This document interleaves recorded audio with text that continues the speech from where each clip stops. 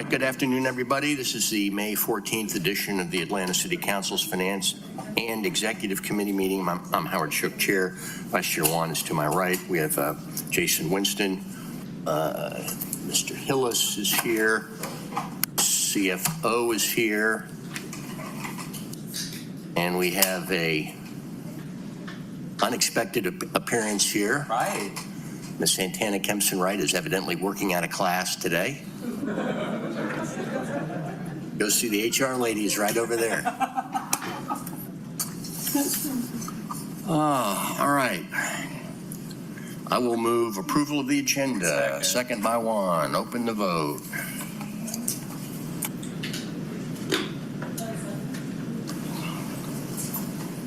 I'll move approval of the minutes. Second by Juan. Let's open the vote.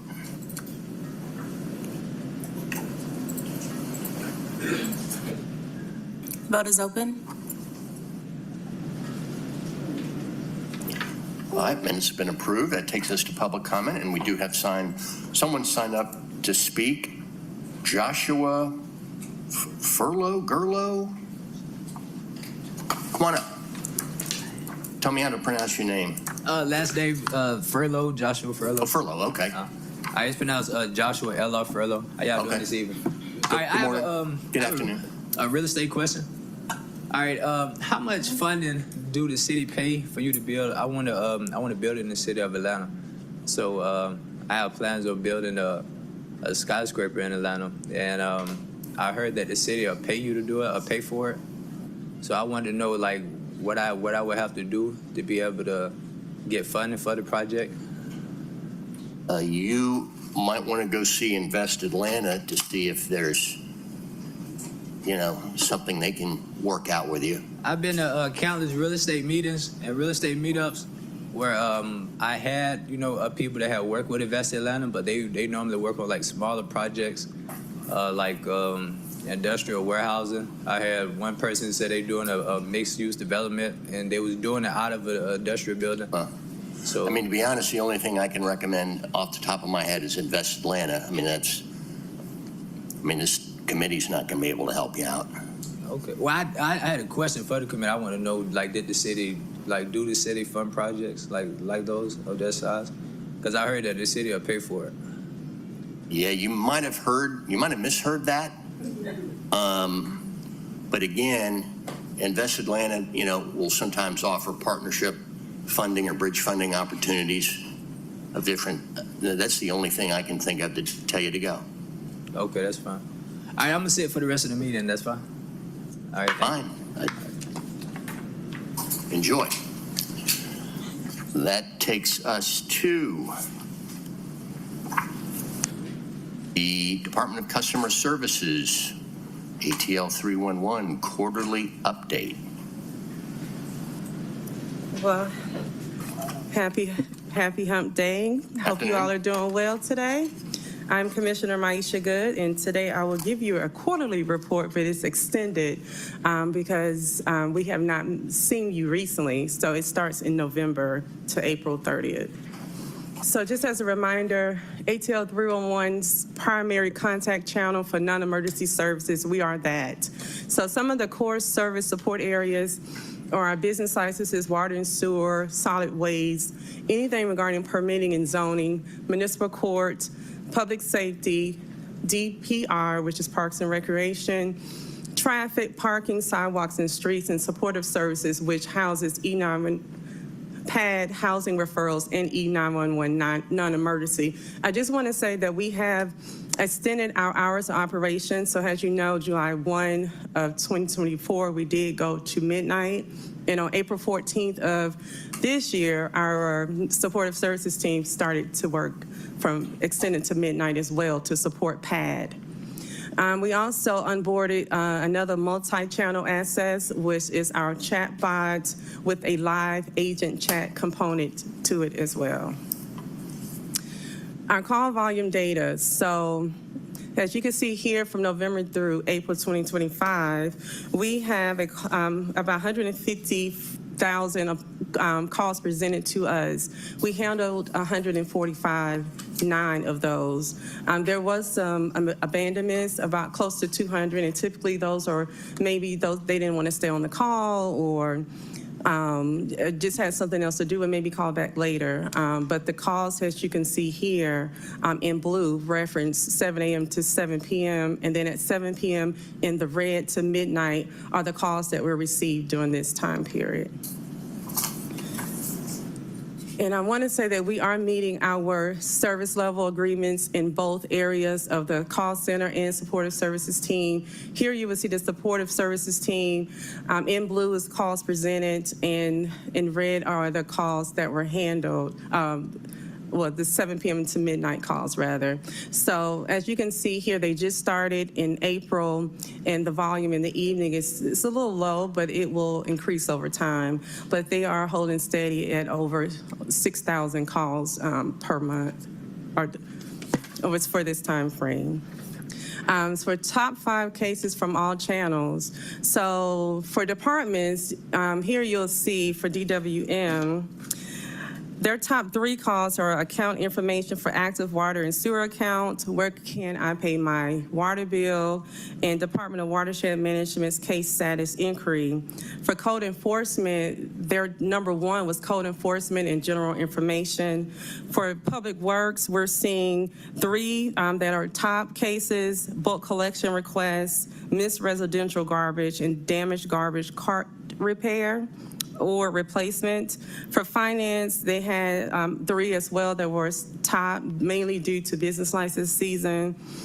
So you'll see business occupation tax certificate renewal, registering a new business in the city of Atlanta, and thirdly, business tax amendments. For the municipal court, they had 3 as well. Really, all 5 of these are really high. But what is my court date and time? I failed to appear at court. How much is my court fine and how to pay it? How do I reschedule my initial court date? And also around the Atlanta Municipal Court Warrant Amnesty Program. For ATL DOT, they had 2 tops cases that we are receiving around potholes and emergency traffic signal repairs. And for supportive services and PAD, here it varies with Housing Help Center coming in at number 1. For our top services coming through our IVR and our chatbot, we're seeing missed residential garbage and damaged garbage cart repair or replacement coming in at 1 and 2, respectfully.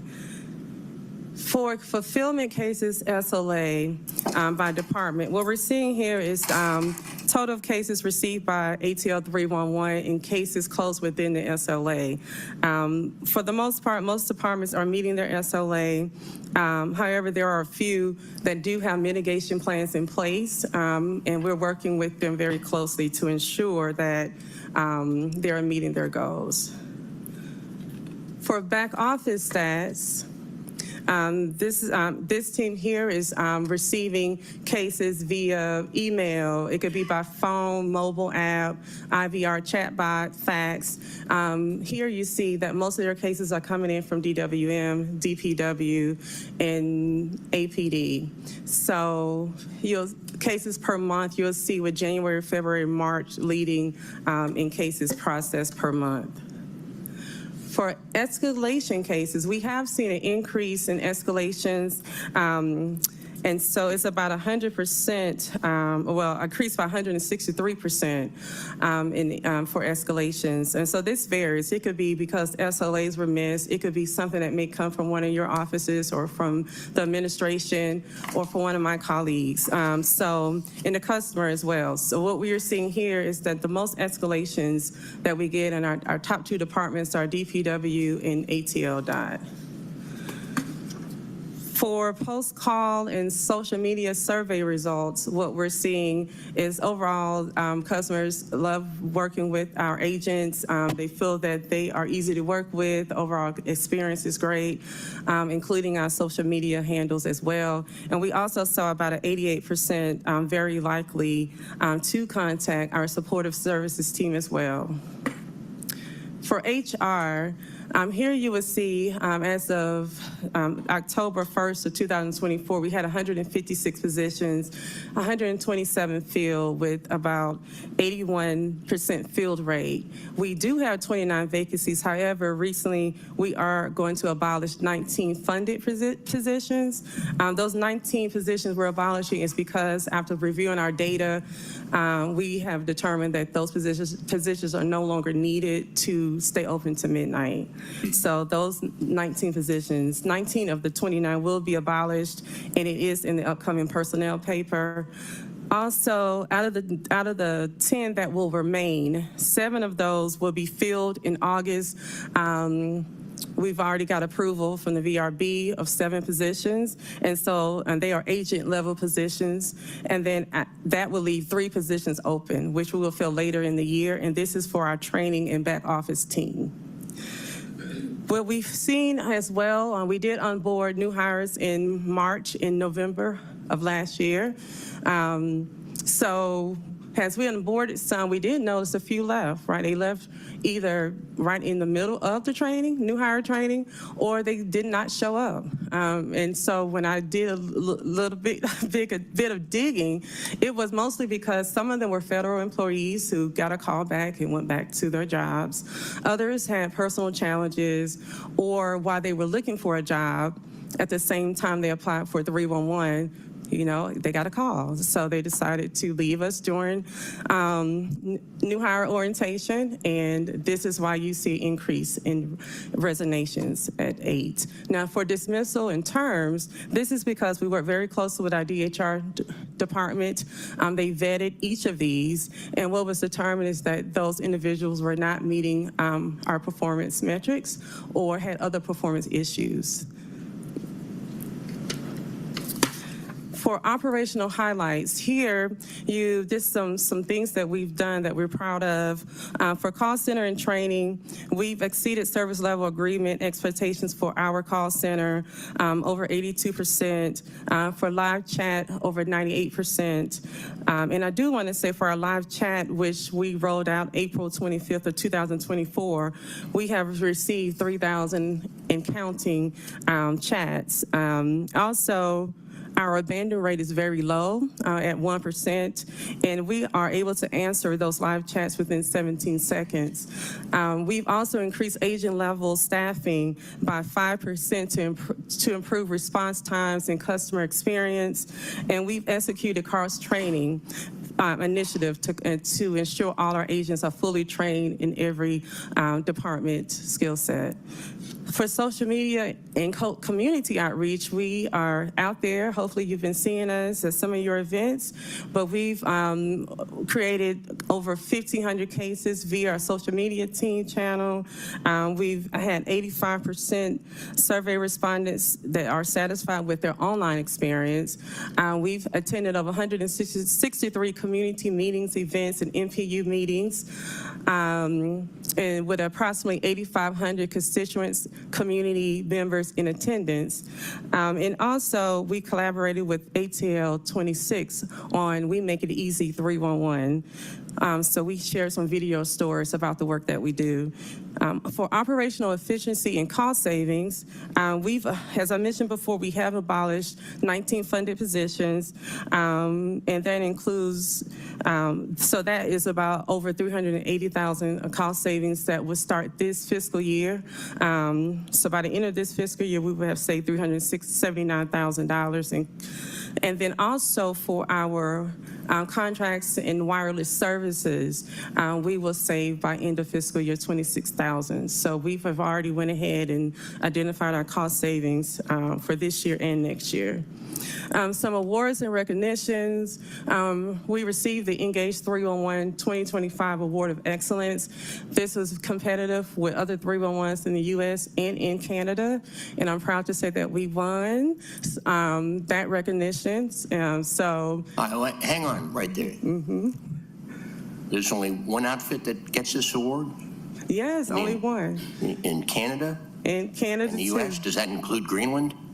I don't know, but yes, but we If there, a 311 is there, it does include them, yes. But yes, we did win out of all the 301s in US and Canada. Wait, so, Thank you. Thank you. I'm gonna stay on this theme here for a second. So what'd you get? So we got an award that I'm holding in Like my a plaque? hand. Yes, it's a plaque. We got a press release shout out, and the Mayor's Office of Communications is also sharing it as well. So that was it. We didn't win any money or anything like that, but but we, you know, I'm just proud of all the hard work we were able to accomplish in such a short period of time. Why didn't you bring it in? I know, I didn't think about it. That's a good point. I may have to stop by your offices and let you see it. Yeah, I mean, send us a picture of it at least, otherwise, you know, we're gonna wonder. Okay, yes. I'll bring it next week to my budget presentation next week. Oh, yeah. Yeah. That's a good thing.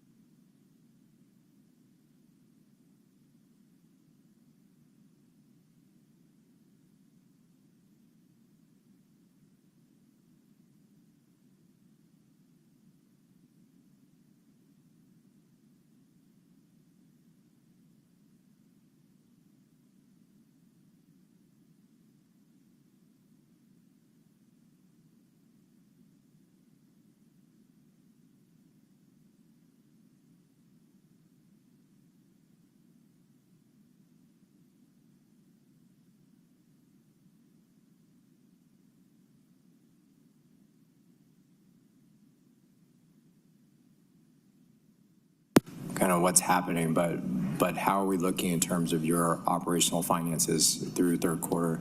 Now, Councilmember One, I must say, we are handling it. We're doing an excellent job. We have our business manager, Brianna Fawcett, here, who makes sure that we stay aligned, we're within budget. So are we essentially running 75% of allocated budget so far on all line items?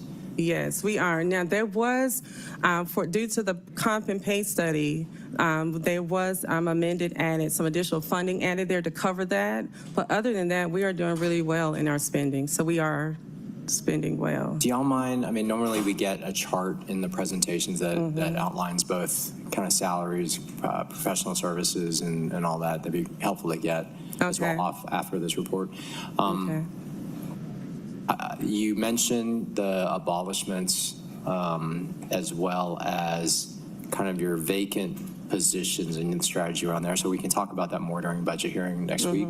At some point, I'd be curious to see, I've mentioned this to you a couple of times. Y'all are probably the best data source for the city in terms of where our hot spots are. So I keep thinking about things like missed pickups and water account help and all that.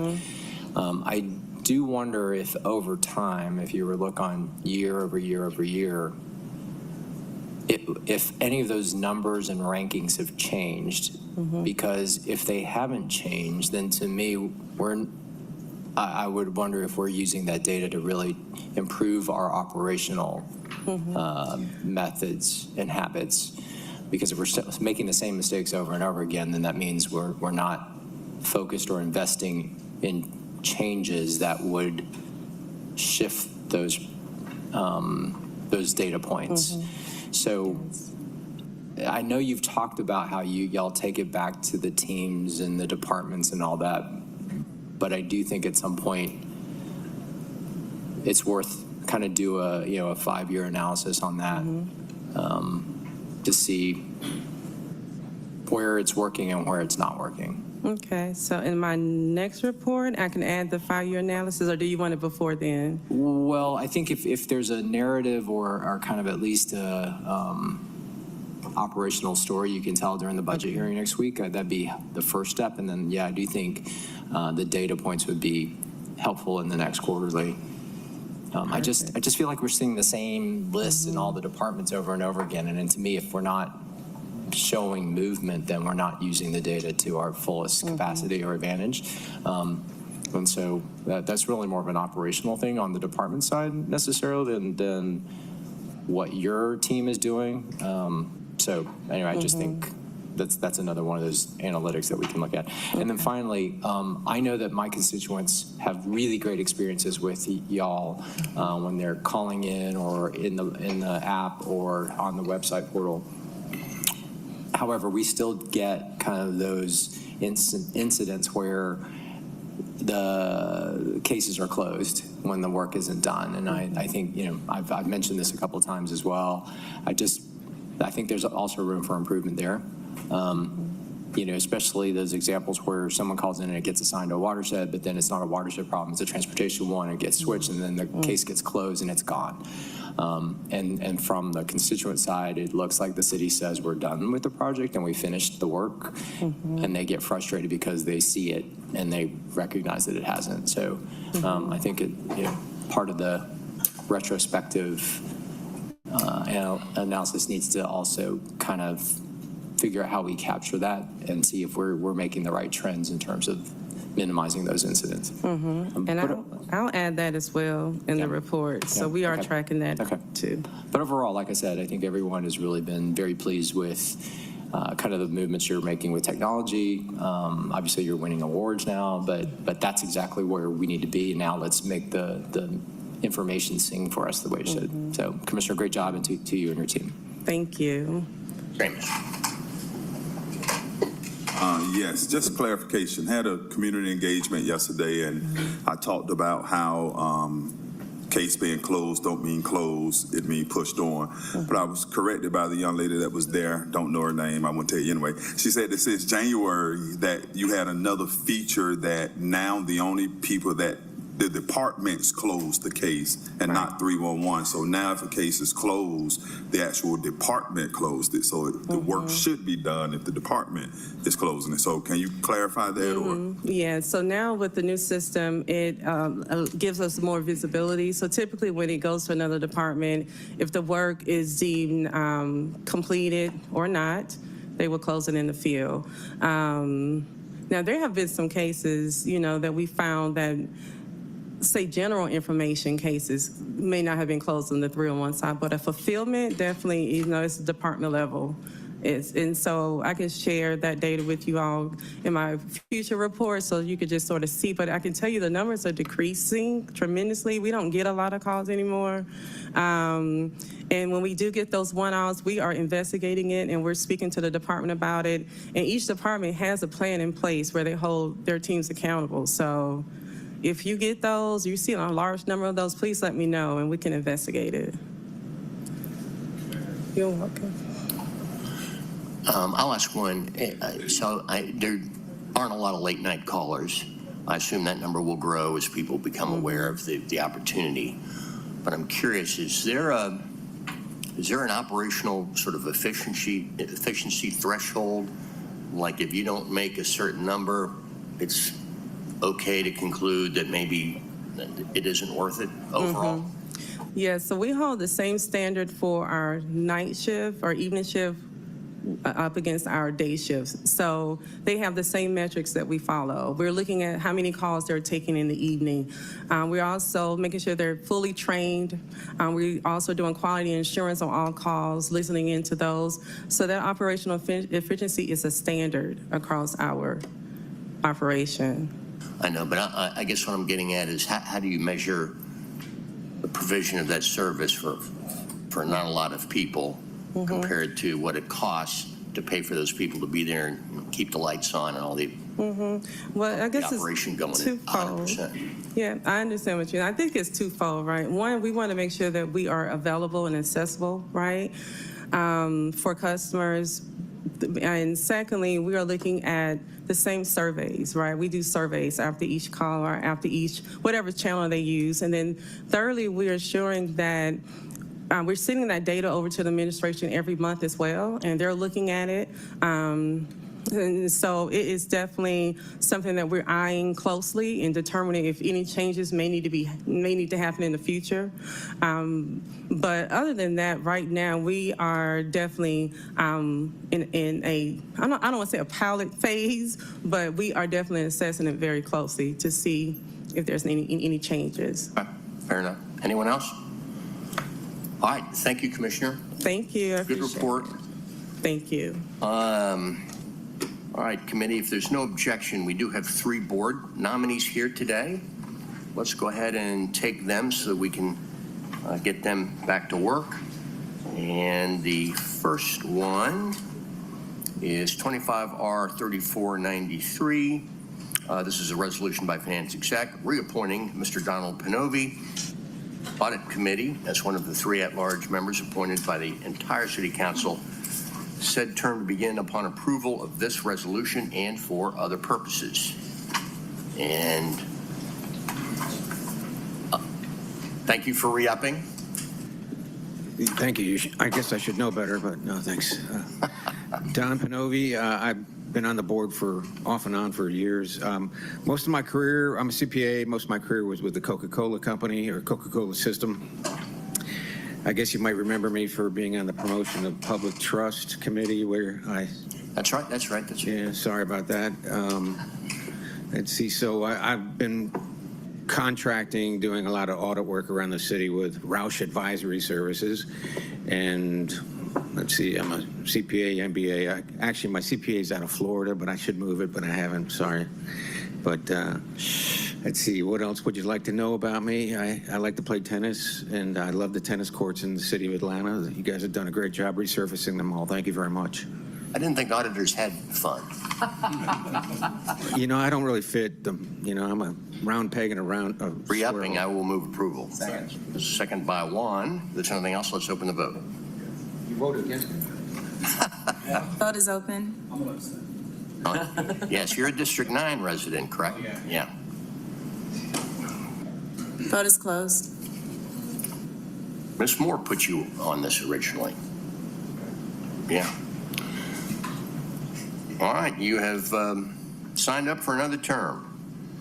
We have another audit nomination here, 25R3494 is a resolution by Finance Exec appointing Mr. Charles Bell to the City of Atlanta Audit Committee as one of the 3 at-large members appointed by the entire City Council. Said term to begin upon approval of this resolution. Hey, Mr. Bell. Good afternoon, Chairman Shook, Vice Chair Juan, other committee members, Mr. Amos, Mr. Winston, Mr. Hillis, and I also live in District 11, so a special salute to my chairperson, Ms. Overstreet. Another salute to Mohammed Bala, my old CFO. All right, everyone's on their best behavior today. Again, Well, we all know who you are, and Okay. thank you for signing up. Move approval. Second. Second by Juan. If there's nothing else, let's open the vote. Vote is open.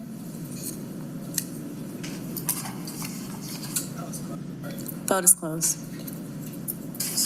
Oh, Mr. CFO. I'd just like to ask, sorry, point of privilege here, because Charles used to work with us. Does this come with support for the budget team as well? Can come back in and help? in the words of that old movie, everything's going to be all right. All right, Mr. Bell, you have just squeaked by, so congratulations. Thank you, sir. We have another one. It's held. This is item 47, 25C0050, communication from Katie Kirkpatrick, President and CEO of the Metro Atlanta Chamber of Commerce, submitting the appointment of Mr. Christopher Burris to serve as a member of the governing board of the Office of the Inspector General. This appointment is for a term of 3 years. Good afternoon. Good afternoon, sir. Thank you for being here. Thank you very much. I look forward to the opportunity to serve on the board. For the last 25 years, I've practiced law.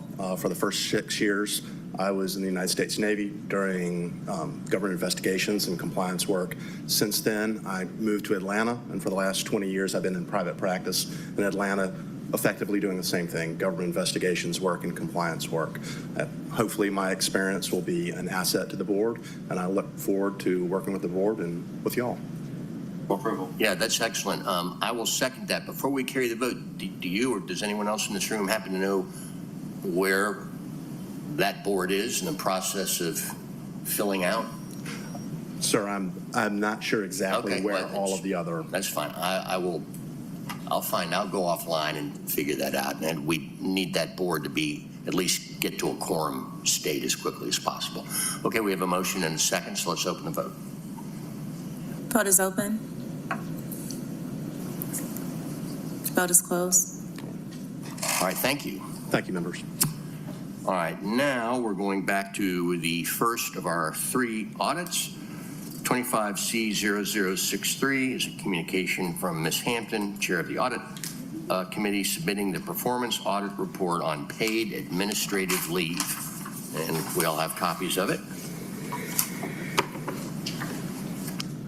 Hello and good afternoon, council members. Afternoon. My name is Tiaja Farrar. I am the performance auditor who worked on this audit under the supervision of Myra Hagley. I will be presenting the work performed and the results of the paid administrative leave audit. We undertook this audit based on a referral from the City Inspector General Office after the office investigated an allegation made by an employee who had been on administrative leave for over 2 years and found a lack of available information documenting this action. We would like to thank Human Resources staff for their cooperation and support during this audit.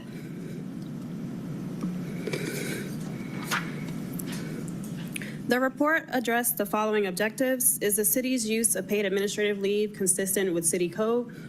Does HR have procedures to consistently administer paid administrative leave? How often is it used? And how long are employees placed on admin leave?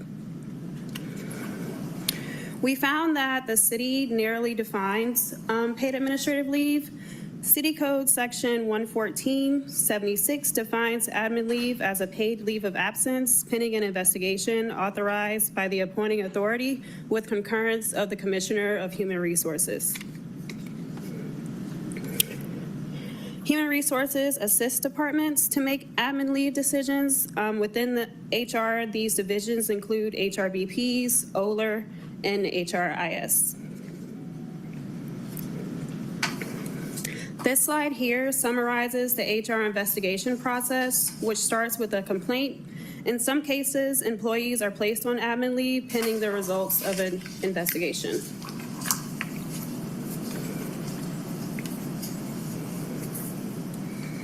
Human Resources teams are responsible for maintaining employee records in Oracle, including records related to paid administrative leave.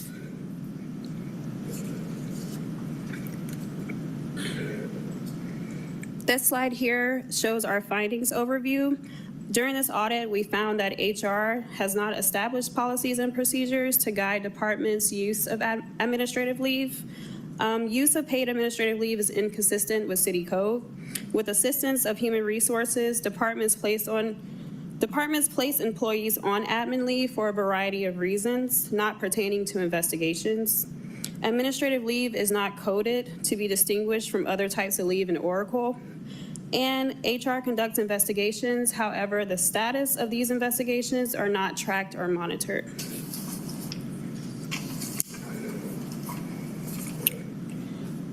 We reviewed employee transactions in Oracle from fiscal year 2014 through 2024 and found that Human Resources recorded 1,563 administrative leave transactions for 1,276 employees. However, all of these instances that are documented in Oracle were used for leave pending results, were not used for leave pending results of an investigation.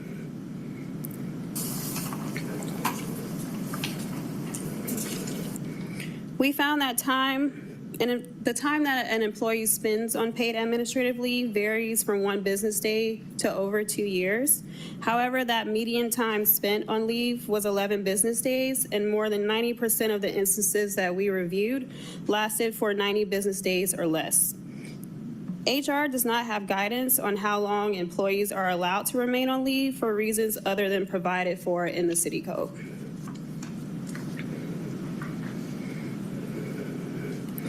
We reviewed a sample of 45 employee personnel files. We found that city departments have been placing employees on leave for a variety of reasons.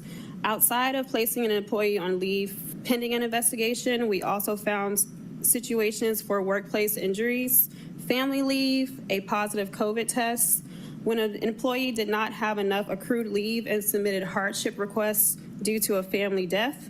We also found fitness for duty assessments, as well as an employee whose position was being terminated and was placed on paid administrative leave for 2 months to give them time to find another job. We also found that documentation supporting leave in Oracle was not consistent. The HR commissioner does not approve formal letters for employees on admin leave, despite the city code, which states that admin leave should be approved within the commissioner's agreement. Also, HR BPs do not use Oracle to track the status of an employee on admin leave.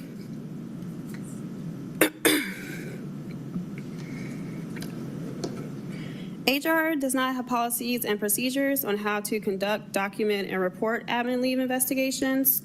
HR staff told us that investigations average between 15 to 20 days. However, it could take up to 100 days depending on the offense.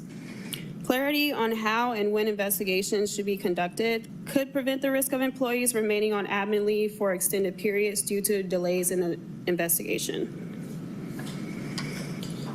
We made 7 recommendations to the Human Resources Commissioner, who agreed with all of the recommendations. We have them listed on the slide here as well on the next slide.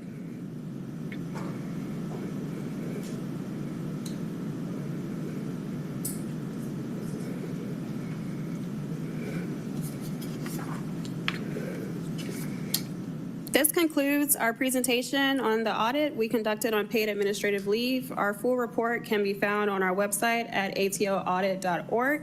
Thank you all for your time. We will now address any questions. All right, thank you. As always, these make interesting reading.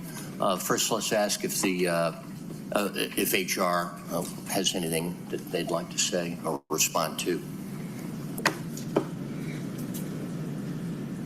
And we recognize that, HR is under new management, and so, Right. we understand that. Good afternoon, Chair Shook, Vice Chair Wan. It's quite simply, we review the audit committee's recommendations. We agree with them and look forward to implementing those recommendations as soon as possible. Okay, and I mean, clearly there are a lot of sort of policy and process blanks that y'all are going to need to flesh out. You're probably going to need to partner with law, probably to help you out. So hopefully you can get this done quickly. I was a little startled to see that there are employees who have been put on admin leave as many as 5 times.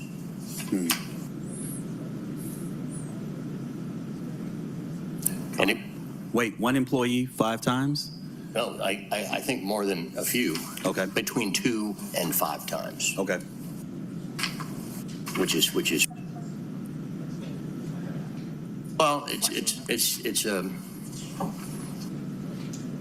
it's a question if you care to answer it. I mean, 5 times.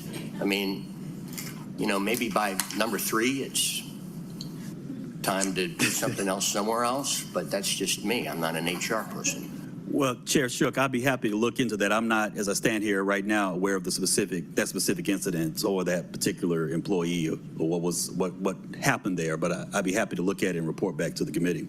Well, quoting from the report, of the 1,276 employees that they looked at who were put on admin leave during the prior 10 years, well, from 24 on back,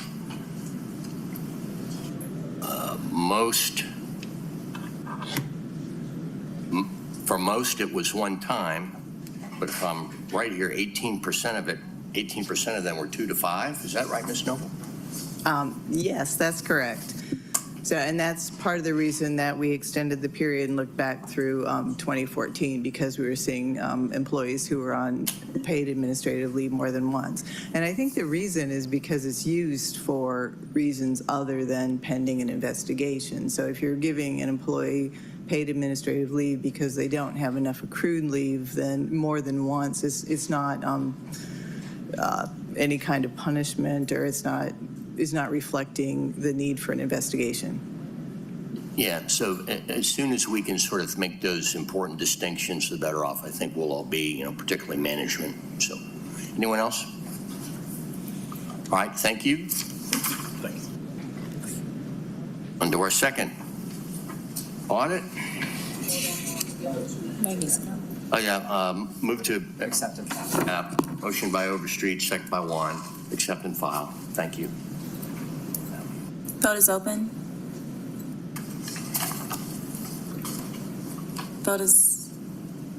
Will everyone please vote?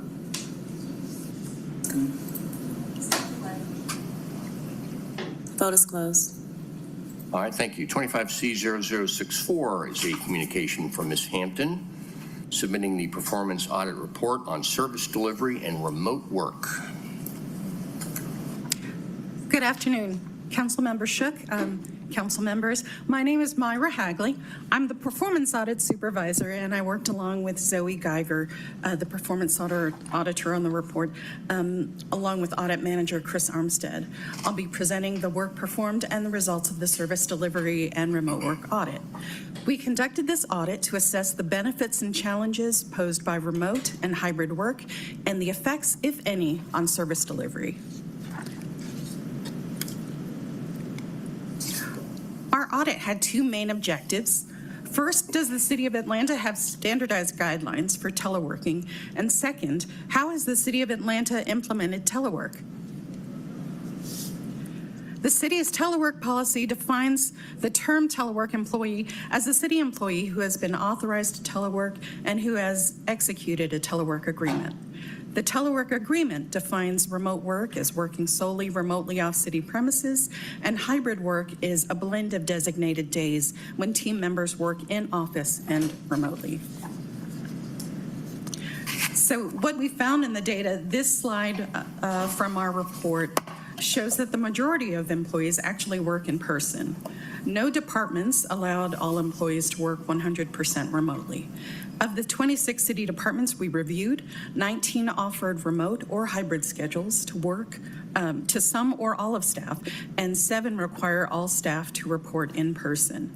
Of the 7 departments that required in-person work schedules, 4 of those allowed telework on an ad hoc basis to some or all employees. Some of the pros of telework cited by industry sources include limiting the amount of time spent commuting, increased productivity, and work-life balance. Some cons that we found include distractions at home, challenges for employees in building social networks, in collaborating and providing feedback on work processes, and in accessing needed information for their tasks. So we had 4 main findings. We found some gaps in the telework policy compared to other cities' policies. Employees who responded to our survey appreciated the opportunity to telework. But because most departments lack clear ways to measure productivity, we were unable to determine whether telework affects service delivery. However, leadership of most departments do not believe that telework has affected service delivery, as they require customer-facing and direct field services employees to work in person.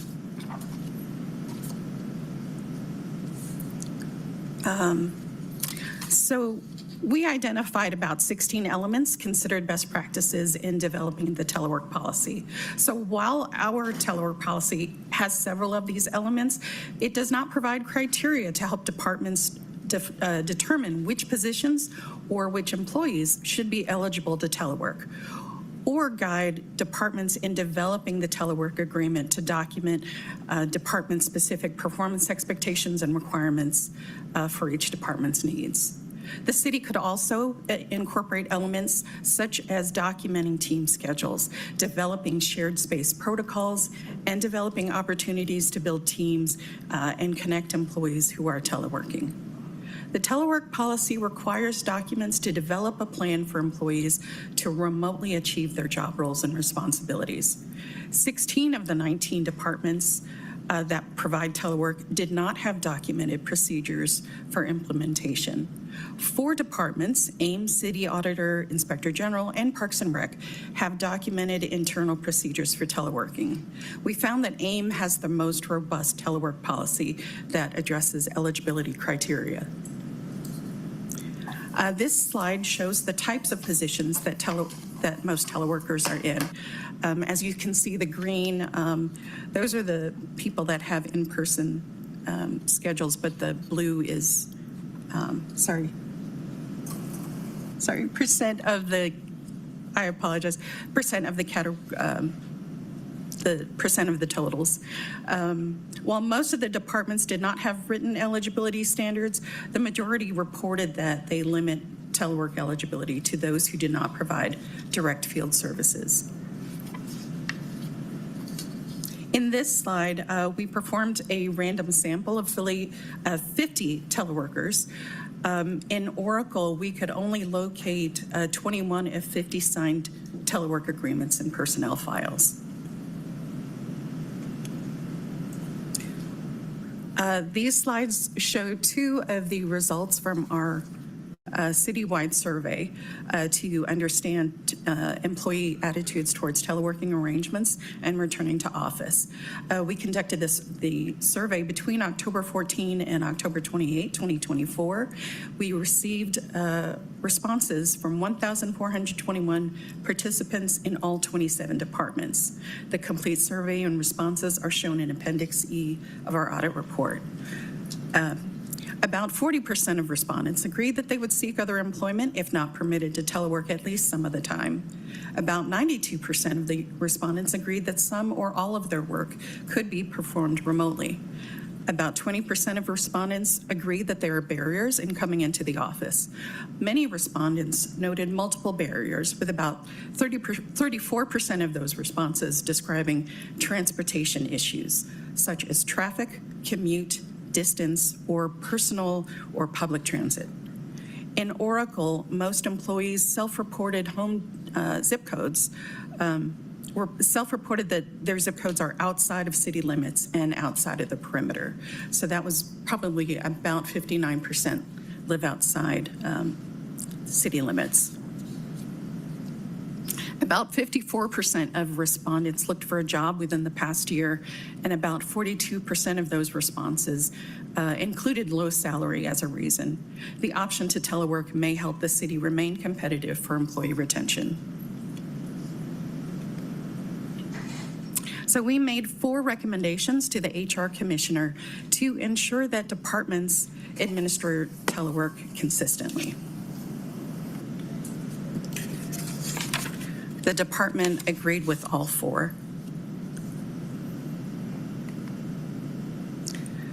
We would like to thank all the departments, especially Human Resources, for their courtesy in working with us throughout the audit. Does anyone have any questions? HR, any comments?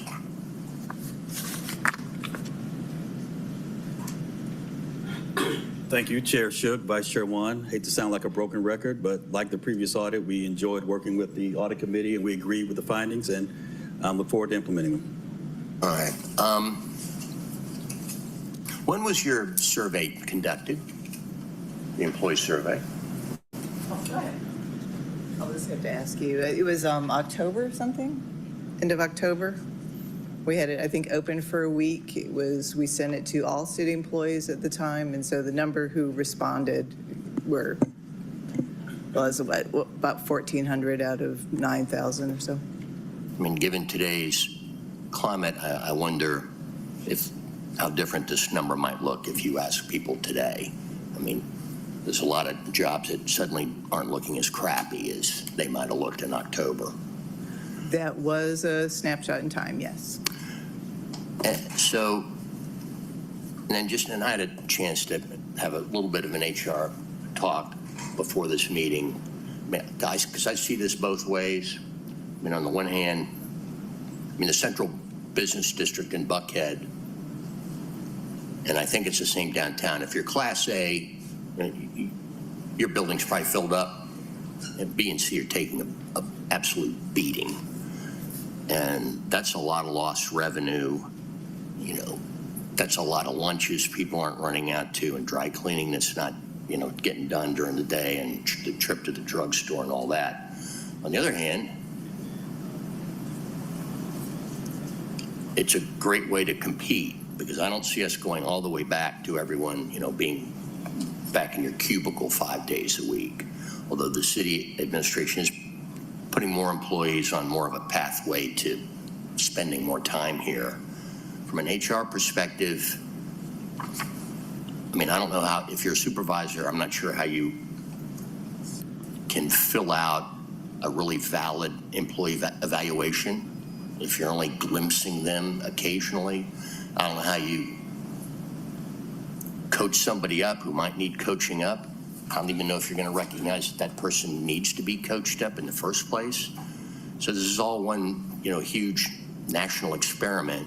And I guess the data is going to come in. One question I do have, if everyone had to come in to work 5 days a week, do we physically have the space to accommodate everybody? And maybe that's not a question HR can answer. Well, we did when we interviewed department heads. Some departments said that would be a problem, that they would not be able to accommodate all of the staff. And that's one of the reasons we recommended that shared space protocols be part of the agreement. Okay, so once again, there's a lot of big process and policy gaps that your department is going to have to come to grips with. Mr. Wan. Thank you, Mr. Chair. I want to thank the audit team for this report as well. I'm a little surprised. I'm looking at this chart right here about the majority of city employees work in person. I'll be honest with you, I thought that it'd be completely flipped, that the hybrid would be the light blue, the actual in-person would be what's hybrid, and then the remote would be the gold. So I'm curious as to what the underlying data on this, because I do think if you were to walk through the departments, you would see something very, very different from this. So is it just based on our personnel however it's categorized within Oracle versus, or is it an actual physical inventory of position by position if this person is actually completely in person 5 days a week or otherwise? It is reported by the departments position by position. I was surprised too. I thought it would be higher, but keep in mind that City Hall isn't the only work location, and so we have lots of work locations where there are a lot of employees visible, the airport, public safety building, fire stations. Okay. So it's conceivable too that if we looked at it, a better surrogate for that was if we looked at it, how they were funded, by if it was enterprise fund or not, maybe that would show something a little different as well. I don't know. It just, again, this does not match my intuition, and I'm unfortunately, because of the dissonance with this, the rest of the report, I have a little harder time interpreting the findings because it just doesn't match up. And then even if you look at Exhibit 3, where you go department by department, that doesn't match up with even, I think, what we're hearing from constituents about their attempts to reach people as part of their service expectations. So I don't know if there's a way to drill down into that further, but there's something off here, and for me at least.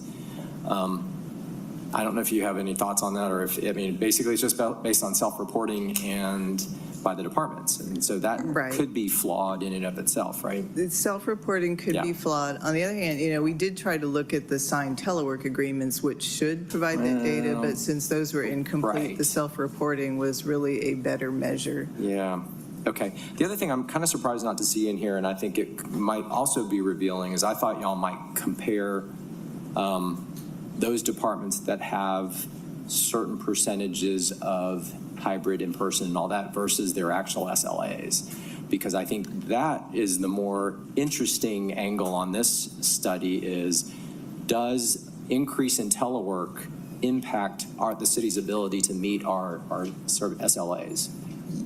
Yes, and we talked about that a little bit, and there's sort of the controversy was that there's other factors that affect the SLAs, and so when we talked to the department heads about, could they tell or how did they measure whether telework was affecting their productivity, most of it was anecdotal. Yeah. So, in our department, for example, we didn't meet our SLA last year, but I don't think it was because of telework. But it makes for an interesting starting point for a conversation, right? It would point out departments that have, which is basically, if there's a rational explanation for it, there is. But if there's not, then this might become one of the leading factors in terms of underperformance or overperformance. So I'm surprised not to see that tie into this. This is interesting and fascinating in and of itself, but I think that would have been an even more interesting layer onto this. I would point out that following on Commissioner Good, they have very good SLAs for all their individual employees, and they've been meeting SLAs, and most of their employees are working remotely. For 311? Yes, for 311. Yeah, okay. I'd be curious to see just across other departments as well. Finally, I appreciate kind of the recommendations. I think there are, as we enter into, this is how we're going to be working now. I think the reality of it is no department, quite frankly, well, maybe there's a couple of them that really warrant a 5-day, 40 hours in person, given technology, given just how people operate now. But there are a lot of implications that I think we as employers, we as managers, we as just directors and commissioners need to think about. There is an optimization discussion within each department, and that needs to be had. Is what is that right combination, and does it apply kind of level by level, or does it apply kind of office by office, or office by office? There are management skills that are new that HR really needs to be thinking about. How do you train managers to manage hybrid workforces? I mean, because I'll be honest with you, I can't work from home. I get distracted. My dogs will distract me, and I'll end up starting a project, and 3 hours later realize that I haven't been doing my real work. I've been working on a home project. So I think we got to think about how we meet that need. And then I think this all goes even beyond just whether or not you've got a written telework policy. I think they're just the ripple effects of this are significant, and I think we would be better suited now that we have kind of the inventory that y'all did to really figure out what our strategy and our plan and our resources that we need to provide to our leaders going forward. But again, this is fascinating stuff. Appreciate the work that your team put into it, and look forward to the conversation going forward. Ms. Overstreet. Thank you. So I actually had the same kind of question because that chart is interesting. This is not the conversation that I'm having with a lot of people that are working remote. So I was thinking maybe it was a self-report situation as well, or first I thought it was just those that chose to do the survey, and they were telling, us, your audit team, where they were working from, because this pie doesn't add up to what your thought pattern is. What I would like, since I heard the dialogue, what I would like to do is drill down a little bit more on this page. And I think that we can do that because it's important that we do, especially, this was done in October also? I think it was position reports as of like August and September. Okay, so this may be before the paid administratively. This audit was done before that one. Oh, they were overlapping. But they were overlapping? Yeah. So this is around September, October, probably, something like that.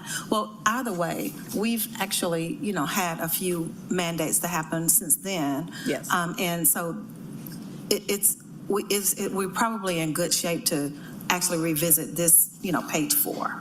Well, and one of our recommendations was that HR provide that information to City Council, because we had to compile it. Just to clarify, that pie chart was not based on the survey. The pie chart was based on talking to every department and going through the position lists and asking, how are people assigned. Okay, so this should actually be accurate in that aspect. It's interesting. However, since we've changed, our numbers have probably changed for sure at this point, because we're in a different situation. I would like for us to revisit this page 4. And I could do that with HR after budget, of course. I wouldn't want to burden them with more at this time. So, but maybe sometime in July or August, I would like to see where we are with our numbers of who's in person and who's hybrid. And I want more details on how we're measuring that. Okay, so we're going to the departments. Is the department head, are these people they see every day?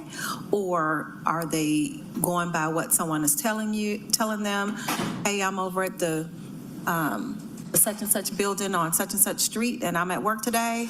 Or how is that actually measured? I want to know that. I think that this is important. Like, this is what we need to know. Well, okay. I mean, it's not feasible probably for most department heads to lay eyes on all the employees. So, I mean, there's Yeah, room for I understand that. interpretation, and somebody told them and what have you, but. Right.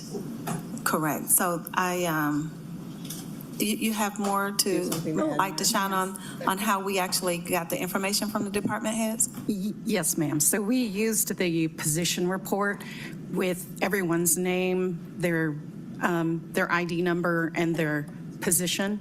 So we gave them to each department and said, please fill this out. Tell us who's in person, remote, or hybrid. And if they're hybrid, how often are they in the office? So somewhere like they gave us 3 days, 2 days, 4 days, 1 day, or just 1 day a week that they're in. So we have that information. That being said, the information from the departments was not always accurate. So we know it's not accurate in Oracle. We also, what we received was not accurate completely from the departments because I found people who were in more than one department. And I had to check Oracle to make sure when did they move so that I didn't count people twice. But that being said, it's not a perfect document. So one of the things we discussed was having, like similar to paid admin leave, having that designation in Oracle, because right now there isn't. We were relying on the signed telework agreement, but without a field or something that says what you were saying, hybrid, remote, in person, there was nothing that designated that person as a Okay, and teleworker. hybrid in this term, so 1 day at work a week is considered hybrid? Yes. Yeah, so, even that could be discussed more. Yeah, because usually hybrid is not a 1-4. Not normally. So, okay, well, thank you for this. It's fascinating. I will say these are very interesting audits, and it's so relevant because that's where we are right now during budget and just in general. Just we're calling everyone back to work and trying to figure out where everyone should be, to right-size our budget and our work capacity.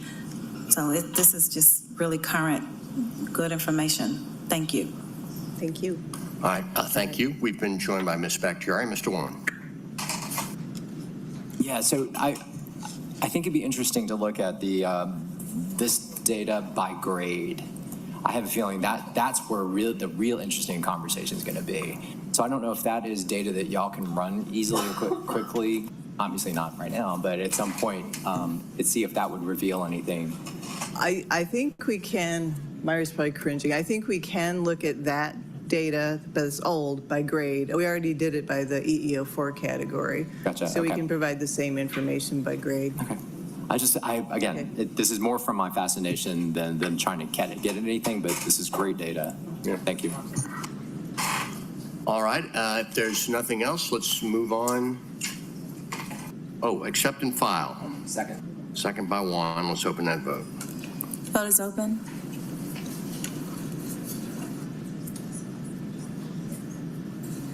Vote is closed. All right, it's been accepted and filed. 25C0065 is communication from Ms. Hampton, submitting the performance audit report on timeliness of payments. Good afternoon, council members. My name is Brandy Bell. I will be presenting the results of the timeliness of payments audit. The team for this audit was Chris Armstead and myself. At the end of 2023, the city undertook an effort to reduce the number of invoices over 30 days old and train employees on accounts payable policies and procedures.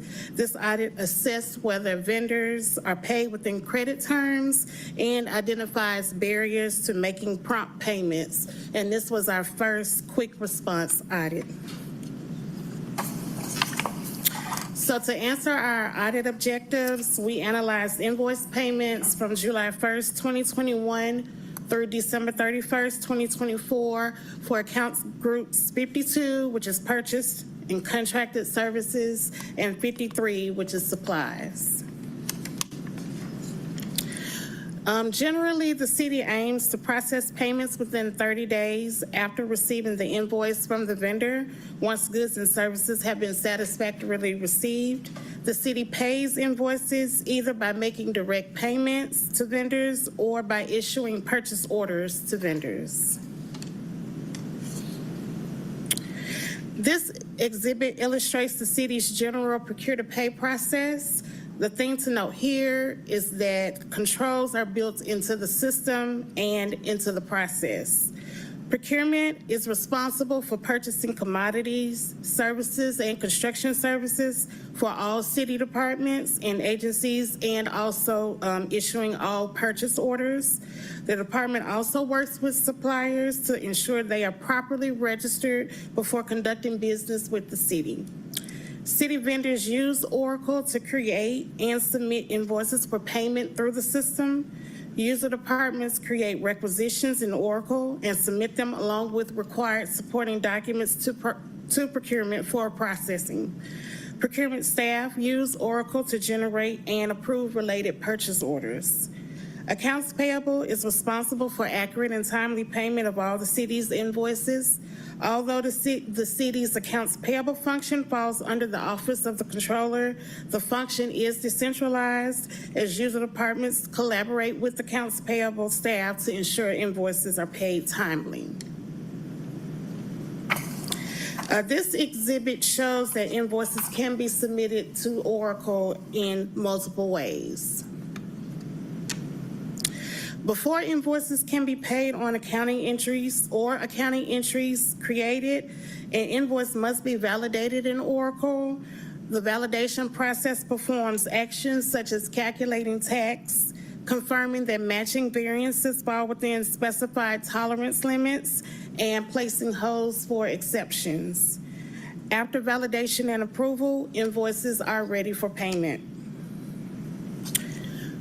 During the period under review, the city paid 217,796 invoices for purchase and contracted services and supplies totaling $4.9 billion for all city departments. Payment terms for nearly all invoices paid during our scope were either immediate or net 30, which means payment is due in 30 days from the terms date. 58% of the invoices in our scope were paid within 30 days from the invoice date. Invoice payment times improved following training that accounts payable conducted citywide in mid-2023. The percentage of invoices paid within 30 days increased since 2023, even as the number of invoices paid each month also increased. This table shows median payment turnaround time in days for the different invoice submission methods. The fastest turnaround was for vendors to submit invoices through the supplier portal, which were typically processed within a month from the invoice date. This is the city's preferred method, but we found fewer than 20% of the invoices paid during the period were submitted through the portal. Submitting an invoice through the portal requires the vendor to link the invoice to an existing purchase order.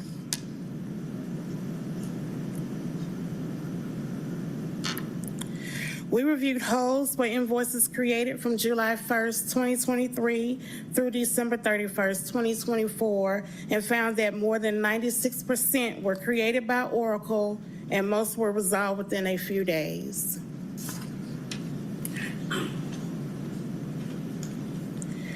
We found that vendor payments are delayed when invoices are created in Oracle before purchase orders are approved. 80% of the invoices paid within our scope were related to purchase orders. We found that 17% of the invoices matched to purchase orders had invoice dates before the creation date of purchase orders. Over 7,000 invoices took 116 or more days to pay when the purchase order was created after the invoice. We reiterate our prior recommendation from our landscaping contracts audit to the Chief Procurement Officer, which states procurement should establish a deadline or a service level agreement for departments to submit requisitions to ensure that purchase orders are created before contractor work is performed.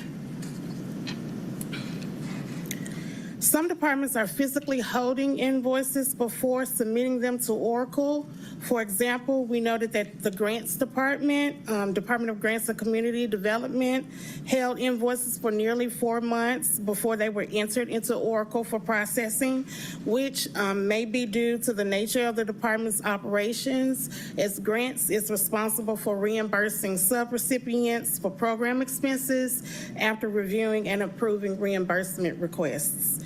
City Code requires departments to submit payment authorization documents to finance or accounts payable no later than 5 business days after satisfactory receipt of supplies, services, construction, and professional or consultant services. Procurement and accounts payable staff told us the city does not have a process to track vendor payment inquiries and concerns. When communication is not clear to vendors regarding the appropriate process for timely resolution of payable inquiries or a dedicated point of contact to clear questions, this could result in payment delays that could create financial hardships for vendors and work stoppage for city departments. The specific recommendations are listed on page 24 of our audit report. We made 3 recommendations, 1 to the Chief Procurement Officer and 2 to the Chief Financial Officer. Both the Chief Procurement Officer and the Chief Financial Officer agreed with each recommendation. This concludes our presentation on the audit we conducted over timeliness of payments. We appreciate the courtesy and cooperation of city staff throughout the audit. Thank you for your time. We would be happy to answer any questions at this point. Right, thank you. Before that, we get to that, is there anyone here? I guess the respondent would properly be, according to the CFO, either someone from the COO's office or procurement. Mohammed Bala, CFO. I want to thank Amanda and the team for going and doing this work. The recommendations that were made, 3 recommendations. I know 2 were the CFO, but I feel like we work closely with the procurement department on this whole payables life cycle from purchasing to payment. It is really one continuous chain, and we're in agreement with the recommendations. One of the thing is it requires some coordination with the departments who are initiating the transactions on behalf of the city and the respective commissioners of each department to make sure that the staff is transacting is well-trained and well-oriented and anticipating the needs of the city and as well as making sure that they are doing the hard work up front, which requires making sure they have purchase orders, that they're planning for the spending, and that they're reconciling on a timely manner. Yeah, it seems to me that there could be a lot of improvements just via outreach and training, and that would include vendors as well.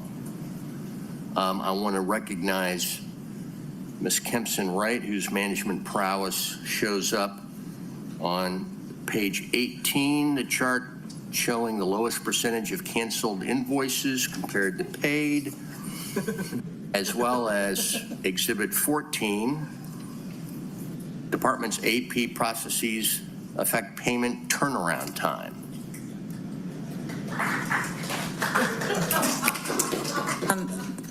Much thanks, Mr. Chair. I didn't ask for comment. I know you didn't, but I can't take the thanks and appreciation for that. That goes to the council staff, the wonderful council staff we have.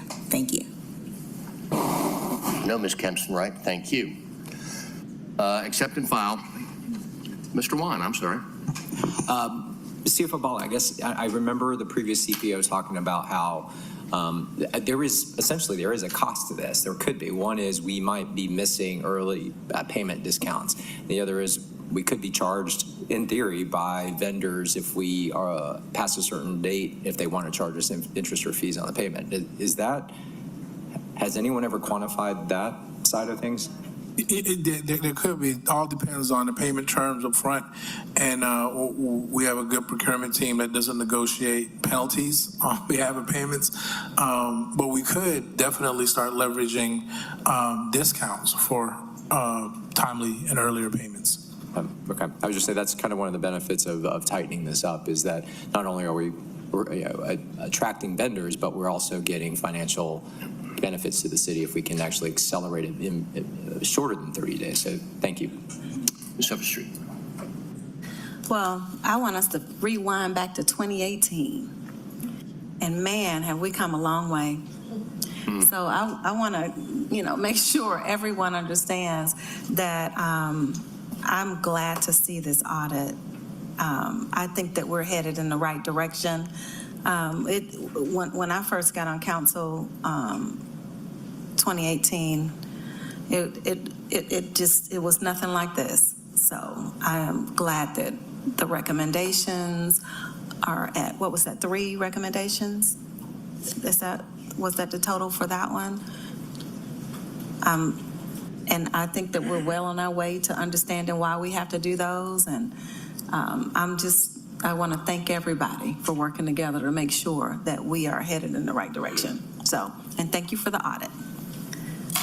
No, thank you for putting it in perspective. I mean, boy, and when I looked at this, I was really kind of startled because I was expecting to see more of the historical norm, which has never been real good around here, but now it is.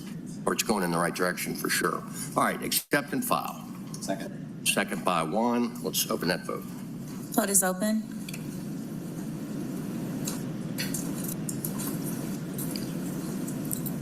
Vote is closed. All right, guys, have it so ordered. We've taken care of 4, taken care of 5. Ms. Kempson Wright, could you sound our first reads, please? Yes. Item number 1 is 25012, number 6, 2501271, an ordinance by Finance Executive Committee authorizing the Chief Financial Officer to create the Series 2024 City of Atlanta and Fulton County Recreation Authority Bond Fund to amend the fiscal year 2025 budget by adding to anticipations and appropriations bond proceeds from the 2024 Africa Park Improvement Revenue and Refunding Bonds in the aggregate principal amount of $39,480,000.00 and bond premium in the amount of $5,328,235.50. Item number 7 is 2501272 is an ordinance authorizing the Chief Financial Officer to create the Capital Asset Intergovernmental Agreement Fund to amend the fiscal year 2025 budget by adding to anticipations and appropriations bond proceeds from the Atlanta Development Authority revenue bonds in the aggregate principal amount of not to exceed $50,230,000.00.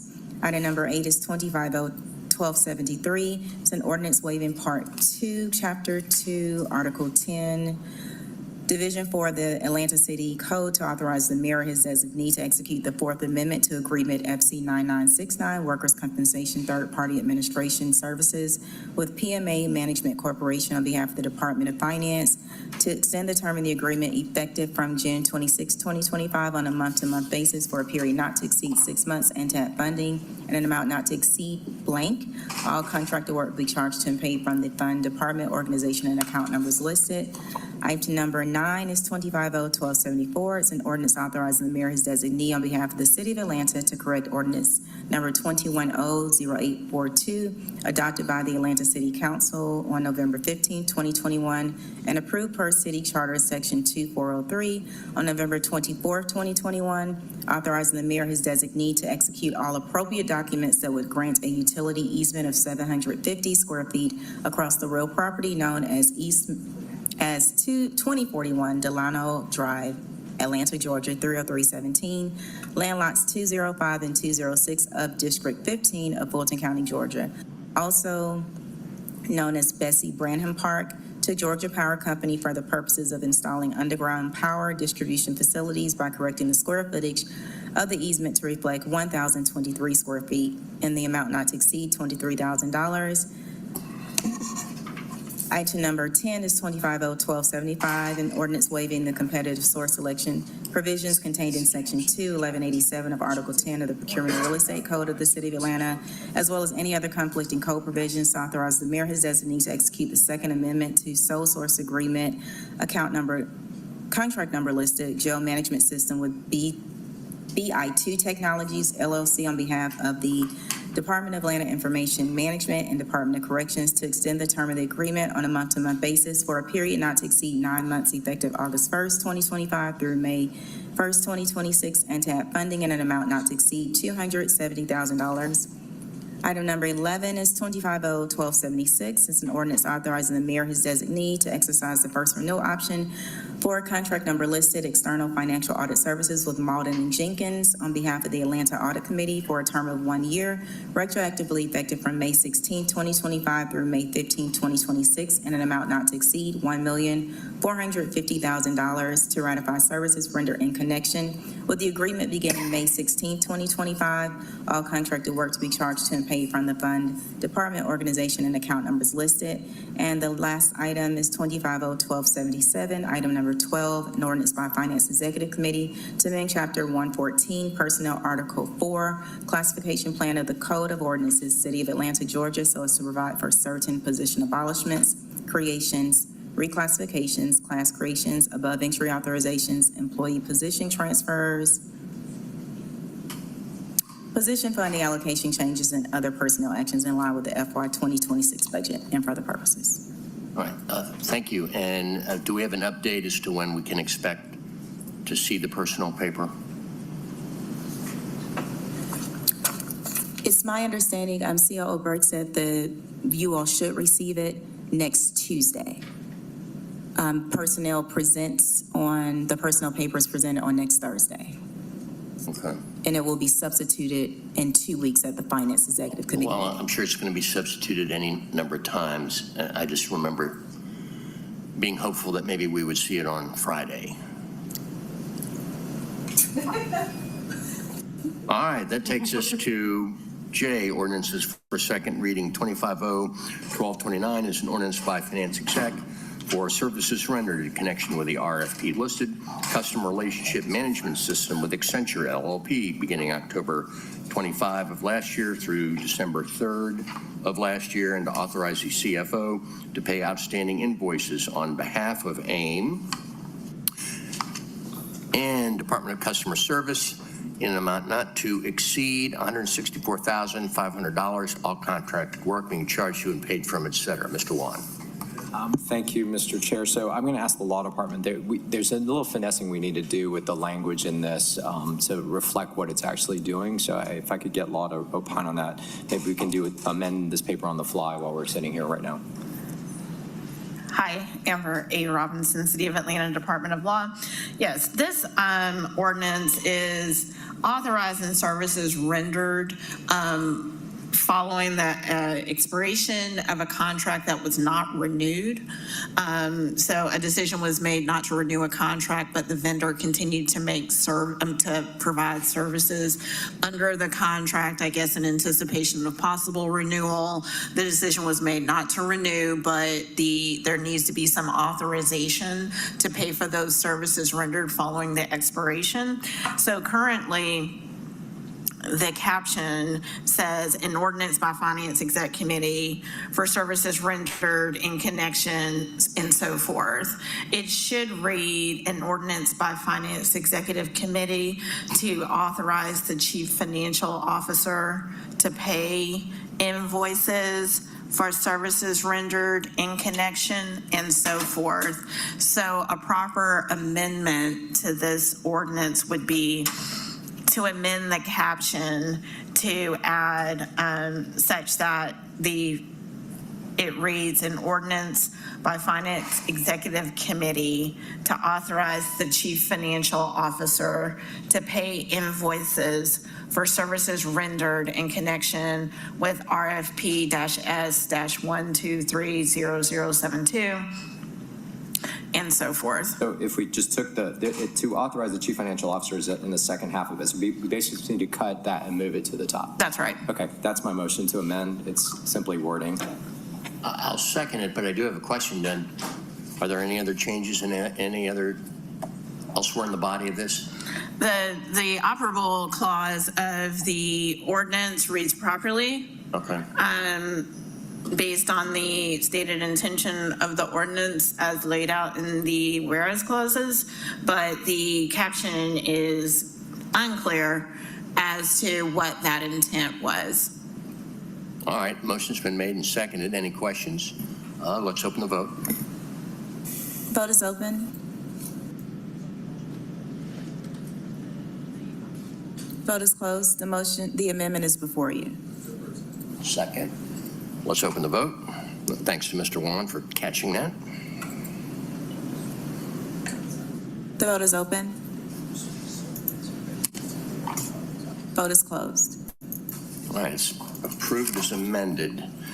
250-1230 is an ordinance by Finance Exec waiving the source selection provisions contained in the listed section of the code in the procurement and real estate section, as well as any other conflicting code provisions to ratify services, to ratify the first and third renewal terms, and to authorize the mayor to execute the First Amendment to the IFB listed electronic scrap disposal with Premier Surplus Inc.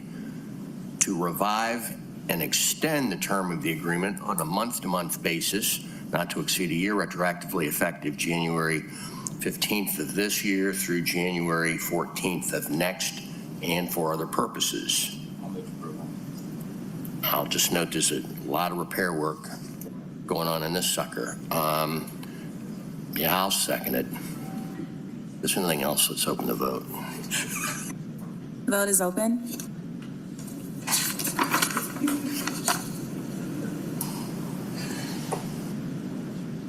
Vote is closed.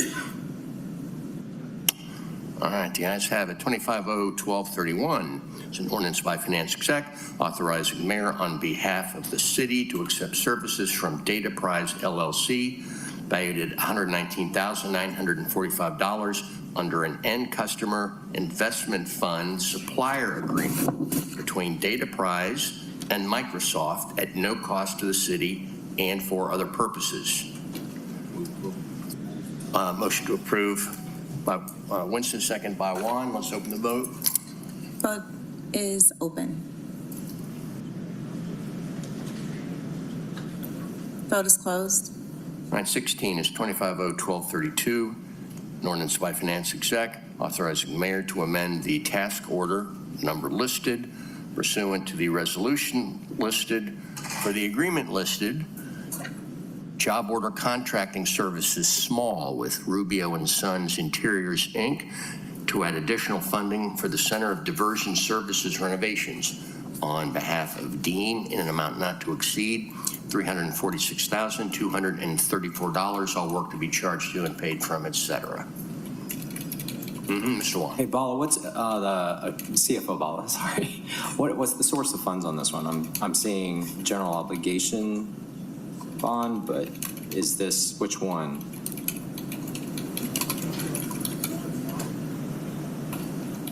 It is one of the bond funds. I got to see which one it is. Is it moving that line forward, or is it one of the little small mini bonds that we did? I think it might be a baby bond, but I have to double check.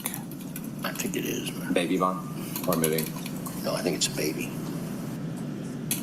No. I'm going to go ahead and move approval if you can get the answer for me by the end of the week. It's just ATL is. I'm waiting for the text to come in. I'm waiting for the text to come in. You see the three dots? I thought I had it. Yeah, ATL Smart City Funds and a bond fund. Yep. I'll move. All right, we've got a motion by Juan, second by Hillis. Let's open the vote. Vote is open. Vote is closed.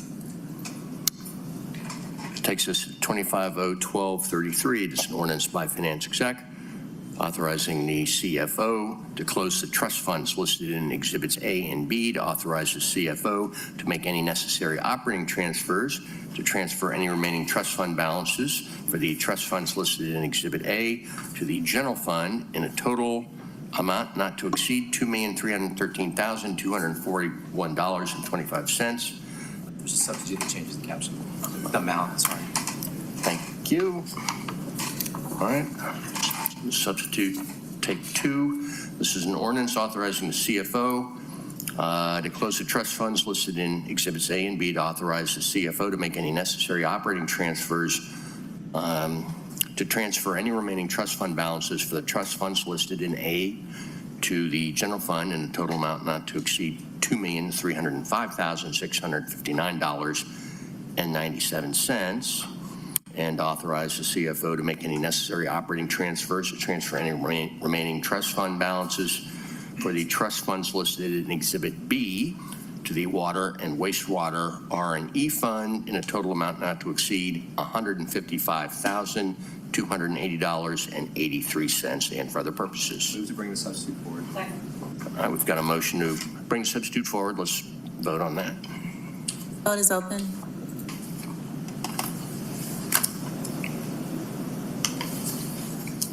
Vote is closed. Substitutes before us. Mr. Wong. So, Mr. Ball, have we notified, or is this considered the notification to any of the original quote-unquote owners of these funds. I mean, I see there's some, like, for example, I see Piedmont Park Restaurant jumps out immediately. So I just we do. We coordinated with all of the responsible parties. So first thing that we did is we went through all the trust funds that were dormant and inactive for over 3 years, and also looked at trust funds that have been no longer utilized for their intended need. The funding just essentially goes back to the general fund, which was the primary source of the funding for most of these trust funds. I appreciate the discretion with which y'all engaged on this treasure hunt. As we know in the past, this can sometimes. Correct. You end up touching the third rail. Third rail, yep. I'll move approval on substitute. Second by Overstreet. Let's open the vote. Vote is open.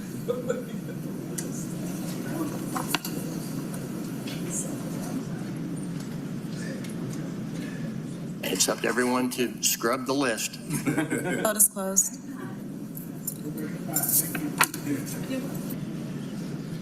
Right, is someone signed up to speak or no? No, sorry. Okay. All right, that takes us to 25-0-1234, an ordinance by Finance Exec authorizing the CFO to execute a banking services agreement with Catalyst Payments on behalf of DOF pursuant to the code section listed, retroactively effective from April 1 of this year for a term of 2 years with 2 one-year renewal options to ratify services rendered in connection with the agreement beginning April 1 of this year and for other purposes.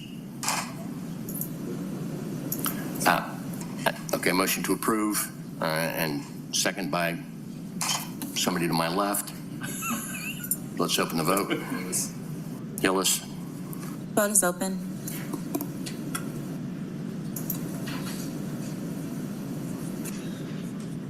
Vote is closed. 25-0-1235 is an ordinance by Finance Exec authorizing the mayor to execute a special procurement agreement for the SP indicated indirect cost allocation with Aptimiz, Inc. on behalf of DOF pursuant to the listed section of the code, retroactively effective from February 1st of this year for a term of 3 years with 2 one-year renewal options in an amount not to exceed 15% of actual recovered revenue with a total amount of fees not to exceed $3 million per fiscal year to ratify services rendered in connection with the agreement beginning February 1st of this year. All contracted work to be charged to and paid from, etc. And I will make a motion. Well, do we have the iPro report or are we holding this?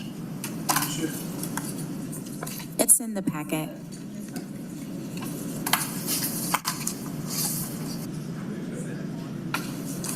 I will second that.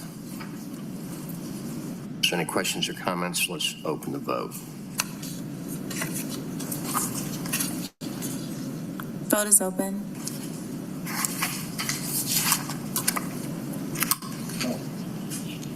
Vote is closed.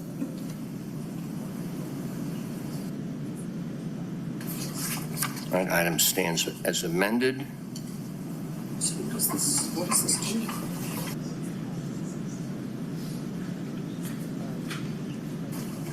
Mr. Baller, could you give us a presentation here?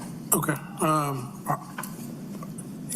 think Robert and I can speak to it, but this is essentially an agreement that finance has done in the past with a similar entity that allows us to recapture any administrative costs, overheads related to federal program dollars. So this entity will do a consulting job to see if we were missing anything that was due back to the city, and whatever they recover, we share with that recovery with a 15% fee. I'll second that. If there's something else, let's open that vote. Vote is open.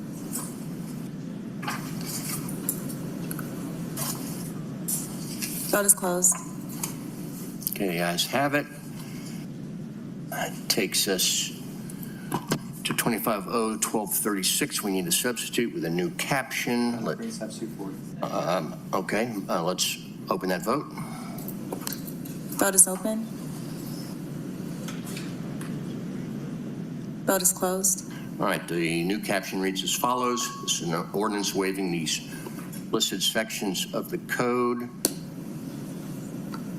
authorizing the mayor to execute the Fourth Amendment to the agreement, which is listed Risk Management Information System with Origami Risk on behalf of DOF, to extend the term of the agreement effective from June 23rd of this year on a month-to-month basis for a period not to exceed 6 months, and to add funding in an amount not to exceed $134,808.83, all contracted work being charged to and paid from, et cetera.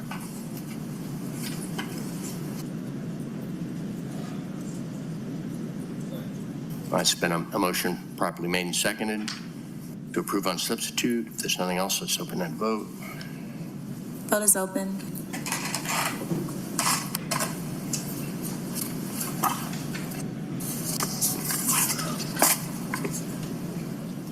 Vote is closed. All right, we can take 21 and 22 together. 25-0-1226 is an ordinance by Boone, Amos, Hillis, Collins, Winston, Dozier, Bond, and Westmoreland, authorizing a payment in an amount not to exceed $24,000 from various accounts to the City of Atlanta Office of Cultural Affairs to pay for expenses relating to the 2025 Jazz Festival events and for other purposes. Let's also do 22.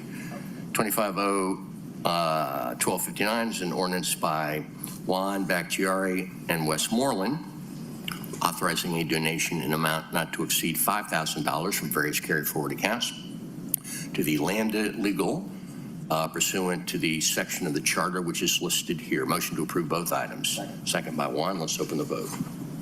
Actually, I'm sorry. I would like for these items to be taken separately, and I'll explain why once we get to the Jazz Festival expense.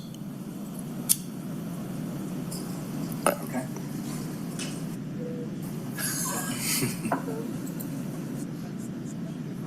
Okay. Take the first one first. Okay, well, I've read the caption. Yeah, so on 25-0-1256, which is the Jazz Festival expenses. Yep.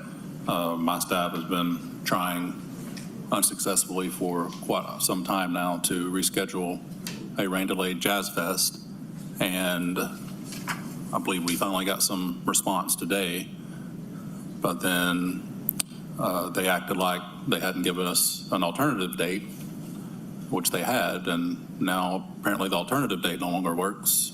And so we're trying to nail down that date. So I'll be in touch with Deputy Chief of Staff Pace between now and the meeting on Monday so we can get this actually nailed down. And I'm not, spraying money at something that isn't going to happen. So Right. I'll be abstaining for now. All right, message received. So let's carry the vote on that then.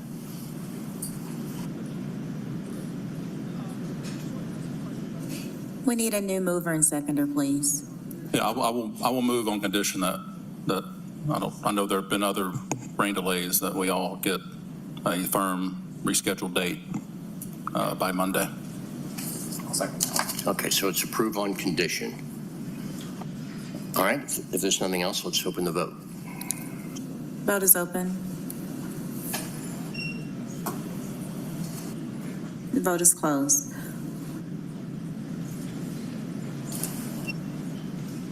All right, and then we've carried 22. That takes us to, Mr. Chair, we need to take the vote on 22. all right, move approval.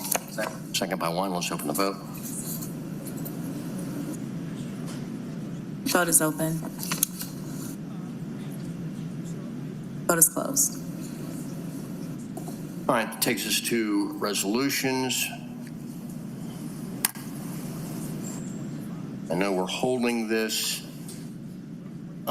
This is 25R34 50, resolution by Mr. Faroki authorizing a donation in amount not to exceed $5,000 from the District 2 discretionary fund account to the GMA pursuant to the code section of the charter listed here. Motion to hold. Second. Second by Juan. Let's open that vote. Vote is open.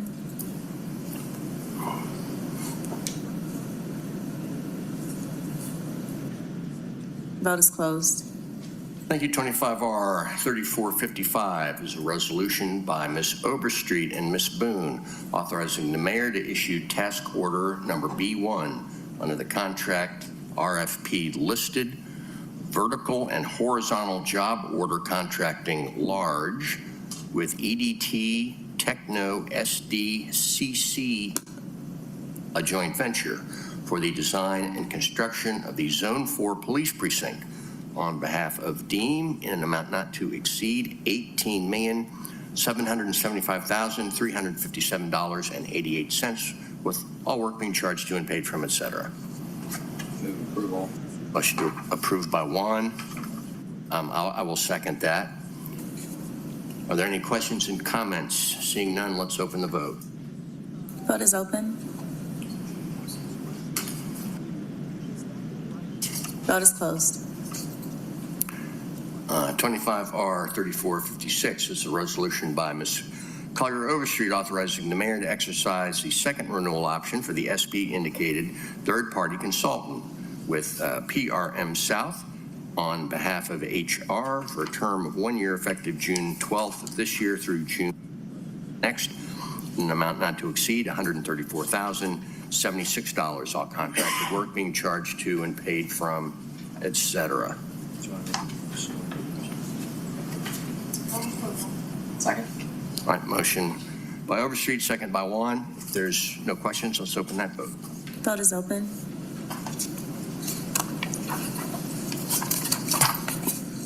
Vote is closed. 25R 3457 is, and are we holding this? And we have not received the iPro for this particular item, so we would need to hold it. All right, I'll read the caption. 25R 3457, resolution by Shook authorizing the mayor to execute the agreement listed Microsoft Unified Support Services utilizing a State of Georgia Master Services Agreement, number listed, between the State of Georgia's Department of Admin Services and Microsoft Corp. On behalf of AIM in accordance with the listed section of the code, use of state contracts of the Procurement and Real Estate Code of the Atlanta Code of Ordinances in an amount not to exceed $3,558,037. All work being charged to be paid from, et cetera. Motion to hold. Second by Winston. Let's open that vote. Vote is open.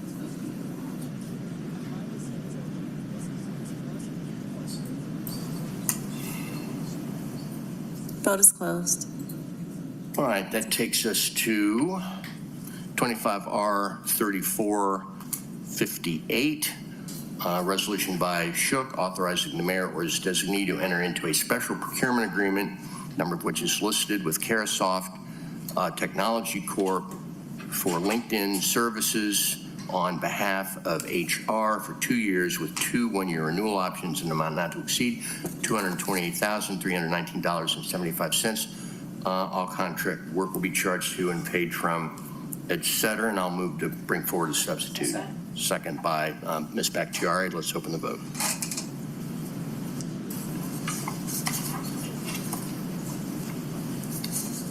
Vote is open.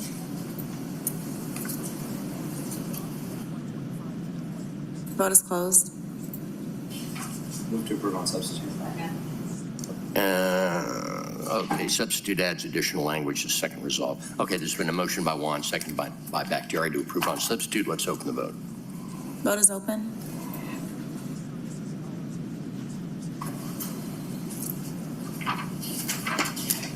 Vote is closed. 25R 3459, resolution by Shook authorizing the mayor to execute the third amendment to the sole source agreement, number of which is listed, pre-employment background screening services with HireRight on behalf of HR to add funding for background screenings, bringing the total amount not to exceed $384,044 to update the funding accounts from which the contracted work will be charged to and paid from and for other purposes. Move approval. Motion to approve by Juan, second by Bakhtiari. Let's open the vote. Vote is open. Vote is closed. 25R 3495 is a resolution by FEC authorizing the mayor to execute amendment number 1 to the agreement listed citywide roof repair and maintenance services with Rikers Construction LLC on behalf of DEEM to add funding for the Department of Watershed Management for roof repairs in an amount not to exceed $500,000 with all contracted work being charged to and paid from, etc. Motion to approve by Juan, second by Hillis. Let's open the vote. Vote is open. Vote is closed. Thank you. 25R 3496, resolution by Finance Exec authorizing the mayor to execute cooperative agreement blank with blank on behalf of the Department of Finance pursuant to the code section listed here, utilizing blank for a term of 3 years with 1 2-year renewal options in amount not to exceed blank. All contracted work to be charged to and paid from the FDOs indicated. Motion to hold. Second. Vote is open. I just don't understand why this isn't ready to move today.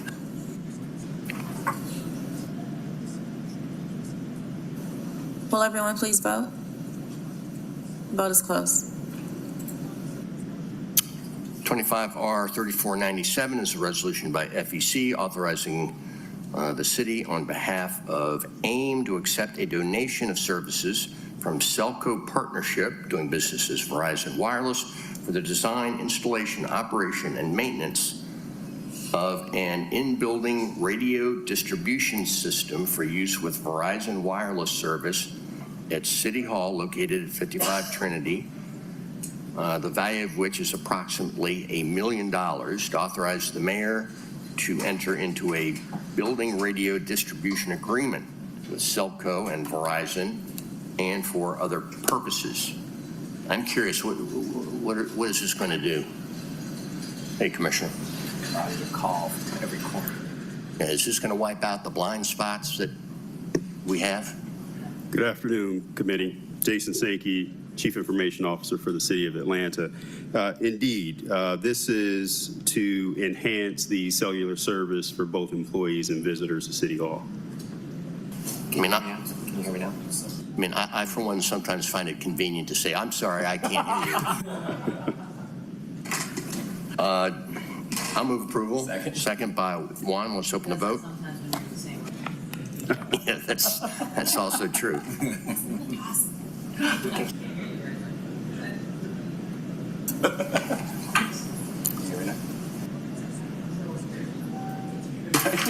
Will everyone please vote?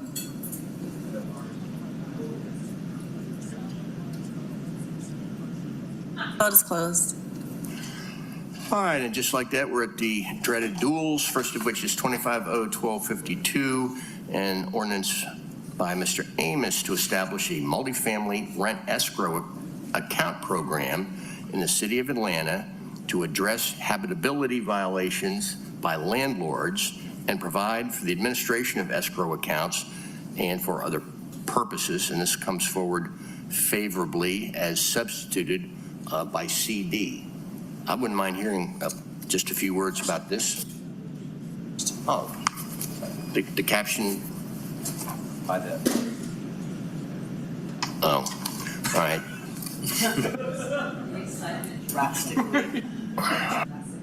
This is substituted by CDHS, an ordinance to urge the Georgia General Assembly to establish a multifamily rent escrow account program in the state of Georgia to address habitability violations by landlords and for other purposes.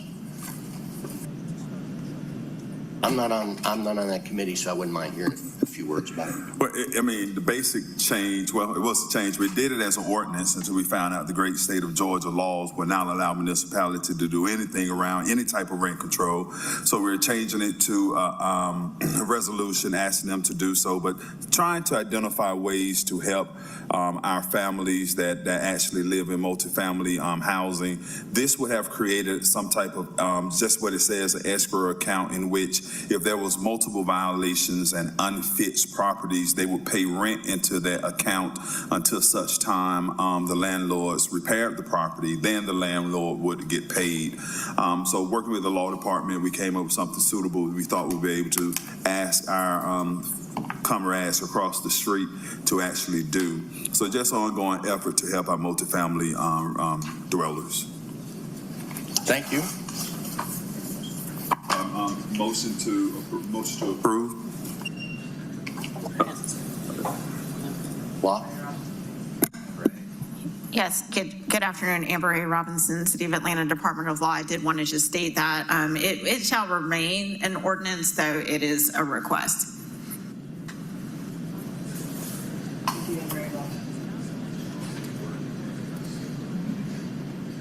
All right, thank you.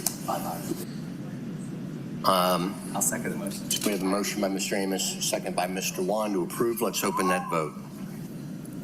Vote is open.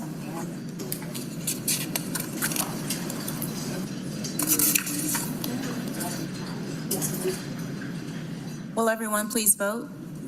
Ready to vote? Vote is closed. All right, thank you. That takes us to held papers.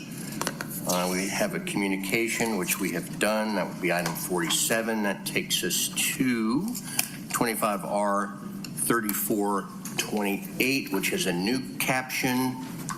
This is a substitute resolution by Finance Exec authorizing the mayor to execute the First Amendment for the CP indicated AT&T voice and network services with AT&T Enterprises on behalf of AIM and Watershed and Aviation to add additional funding in an amount not to exceed $3,554,439.77 and to exercise the first renewal option under the agreement for a term of 1 year, effective August 4th of this year through August 3rd of next, in an amount not to exceed $13,674,505.03. All contracted work to be charged to and paid from, etc. Move to bring the substitute forward. I'll second that. Let's open the procedural vote to bring forward the substitute. Vote is open.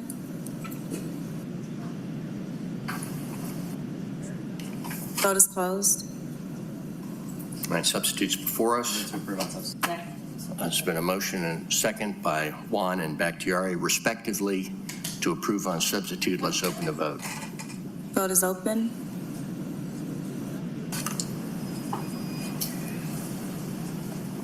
Vote is closed. Ms. Kempson, right? That concludes all legislative items. Was this as much fun as you remembered? Of course. She says she asked me to look at a text message.